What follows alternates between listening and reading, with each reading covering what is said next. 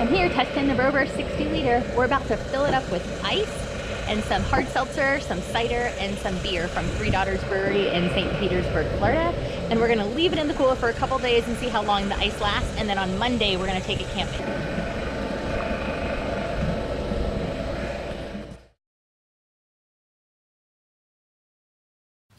It has been over 90 degrees all day, and for the last 3 days when this has been in the back of my car in over 90-degree heat, and we still have really cold inside.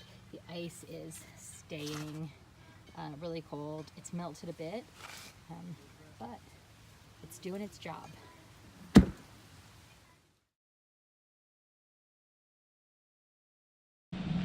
Taking the Rovr cooler for a test over some sandy and a little rugged terrain,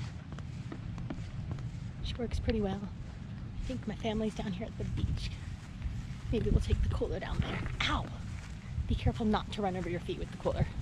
It hurts. Using the Rovr as a seat here while everybody's fishing.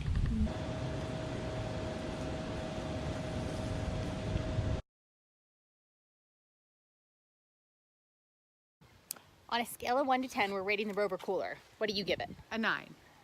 Why do you give it a 9? Because it's a little heavy to pick up, but it definitely keeps things cold, and the handles for the double pull is awesome, and the storage on top is pretty cool too. I would just say the only downside is how heavy it is to lift.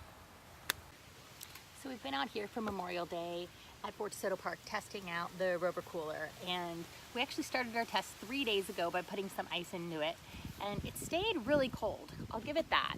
It's really great. We still have plenty of ice. Our dry stuff stayed pretty dry, although when we did get the ice to the top, it kind of overflowed into the dry area and got some things a little bit wet. I would say I give the cooler a 9 out of 10. The only negative thing about the cooler, in my opinion, is it's really heavy. It's heavy when it's empty. It's heavy, it's still light enough to lift when it's empty, but when you fill it with drinks, you can almost barely not get it into your car by yourself. I really struggled with that. But I will say, although it's heavy to lift into your car, it's super easy and light to pull, and you can pull it over uneven terrain even when it's full and weighs a lot. You just won't be able to get it in and out of your car by yourself unless you're really, really strong. So it's been amazing, and now we're gonna have one more drink before we head out of the campsite.